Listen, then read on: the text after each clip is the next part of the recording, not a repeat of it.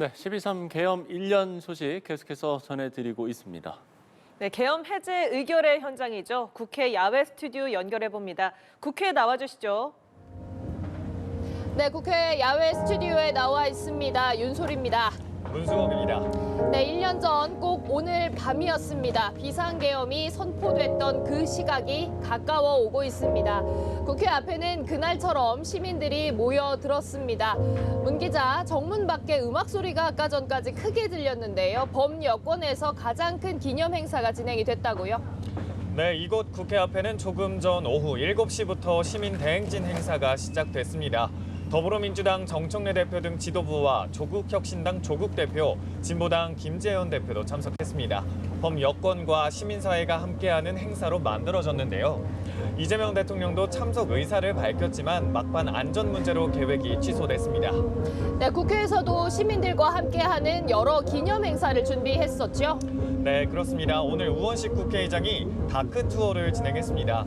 다크 투어는 전쟁이나 참사가 벌어진 장소를 방문해서 사건을 성찰하는 활동입니다. 우 의장은 시민들과 함께 비상계엄 때 국회로 들어가기 위해 담을 넘었던 장소, 계엄군 헬기가 착륙한 국회 운동장 등을 둘러보며 당시 상황을 직접 설명했습니다. 네, 조금 전까지는 이 국회 본청 외벽에 불빛을 쏘는 미디어 파사드가 진행이 됐습니다. 그래서 시민들이 관람할 수 있도록 이렇게 안내를 하고 또 많은 시민들이 사진을 찍는 그런 모습도 볼 수가 있었습니다.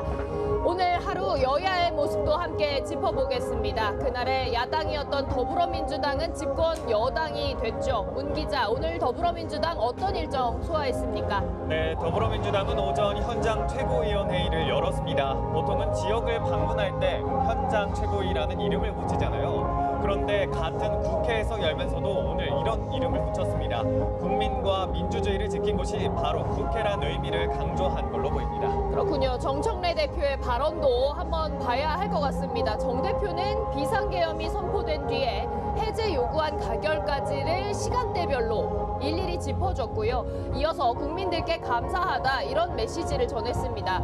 그런데 방점이 사법개혁에 찍혔다고요? 네, 그렇습니다. 정 대표 메시지 오늘도 사법개혁이었습니다. 추경호 전 원내대표의 구속영장이 기각됐다고 해서 혐의가 없는 게 아니라고 쏘아붙였고요. 조희대 대법원장을 겨냥해 한통속이라고 강하게 비판하기도 했습니다. 또 내란이 끝나지 않았다고 강조하며 내란 전담재판부가 필요하다고 했고 3대 종합특검도 띄웠습니다. 그렇군요. 실제 개혁 과제가 정말 오늘까지만 해도 신속하게 추진되는 분위기입니다. 국회 법제사법위원회에서 관련 논의가 진행되고 있죠. 네, 그렇습니다. 현재까지도 법사위가 진행 중입니다. 내란 전담재판부 관련 법안 안건 조정위로 넘어갔다가 지금 다시 전체 회의에서 심사를 하고 있습니다. 또 별도로 당 TF에서 추진하던 법원행정처 폐지 법안도 오늘 발의가 됐습니다. 그렇군요. 1년 전과 달리 이번엔 야당이 된 국민의힘 상황도 살펴보겠습니다. 이 계엄령을 사과할 것이냐 말 것이냐를 놓고 입장이 오늘까지도 갈리는 모양새였습니다. 일단 지도부는 어떤 입장 표명했는지 문 기자 설명해 주시죠. 네, 우선 내부 메시지 정리가 좀 되지는 않은 모양입니다. 장동혁 대표는 서면 메시지를 냈습니다. 계엄은 의회 폭거에 맞서기 위한 것이었다고 밝혔는데요. 그런데 반면에 송원석 원내대표는 사과라는 표현을 썼습니다.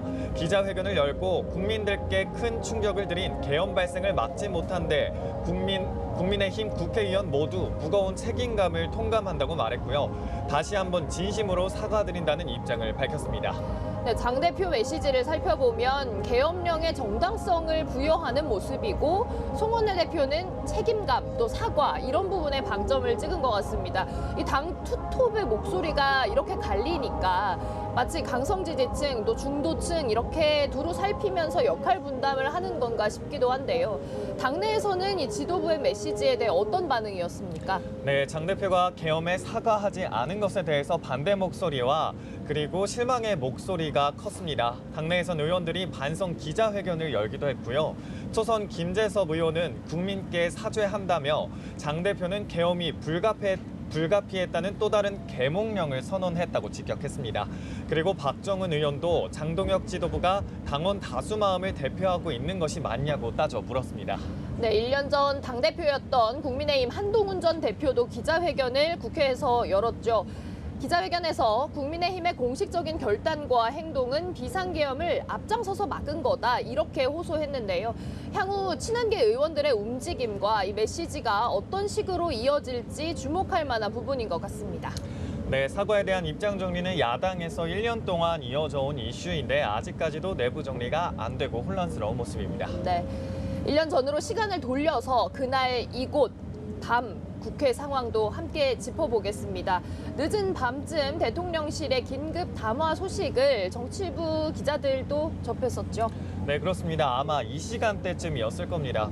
윤석열 전 대통령의 긴급 담화 소식이 이 시간쯤 들려왔었는데요. 당시 여야가 예산안을 두고 극심한 대치를 벌이고 있었던 상황이었습니다. 모두가 예산 관련 메시지가 나오겠구나 하고 있었는데 예상과 달리 네. 비상계엄이 선포가 된 겁니다. 네. 문 기자가 이 직후에 바로 국회로 와서 취재를 시작을 했습니다. 이 취재 내용들을 보면 당시 국회 앞은 정말 굉장히 혼잡한 상태였었죠. 네, 그렇습니다. 제가 도착했을 때 국회 앞에 시민들과 취재진들이 뒤엉켜 있었습니다. 그리고 정문은 이미 봉쇄돼 있었던 상황이었고요. 출입증을 보여줘도 경찰은 지침상 출입이 안 된다 이렇게만 반복했고 취재진들과 의원들도 들어갈 수 있는 다른 통로를 찾기 시작했습니다. 그리고 꽤 시간이 흐른 뒤에야 정문이 열려 안으로 들어갈 수 있었던 상황이었습니다. 네, 그 당시를 다시 되돌려서 생각해보면 들어가고 나서도 사실은 계속 문제였습니다. 본청 내부가 거의 분위기가 전시 상황 이런 말을 쓸 정도로 심각하다고 전해졌었는데 실제로 좀 어땠는지 전해주시죠. 네, 그 당시 내부 정말 혼란스러웠습니다. 계엄이라는 단어 자체가 현실적으로 체감이 되지 않는 상황이었기 때문에 모두 감정이 굉장히 격해진 상태였습니다. 얼마 지나지 않아 국회에 곧 계엄군이 온다는 얘기가 돌기 시작했고요. 근데 그 당시 저는 그 말이 진짜일까 의심을 했었습니다. 네. 말이 안 된다고 생각을 했었거든요. 하지만 본청 밖에서 헬기 소리가 들리기 시작하면서 그때부터 완전 긴장 상태로 전환이 됐습니다. 그게 아마 저녁 11시 48분쯤이었습니다. 네, 늦은 밤에 이 문 기자가 그때 찍어서 영상들을 보내주고 했던 것들만 봐도 이 보좌진들이 의자나 뭐 책상 이런 집기류들을 다 가져와서 못 들어오게 막고 이런 모습들이 기억이 나는데요. 옆에서 계속 지켜봤을 당시의 모습 어땠습니까?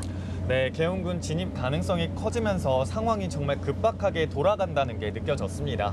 복도에 있던 중계용 책상, 의자 같은 것들 모두 가져와서 문 앞에 겹겹이 쌓아서 군 진입을 막았습니다.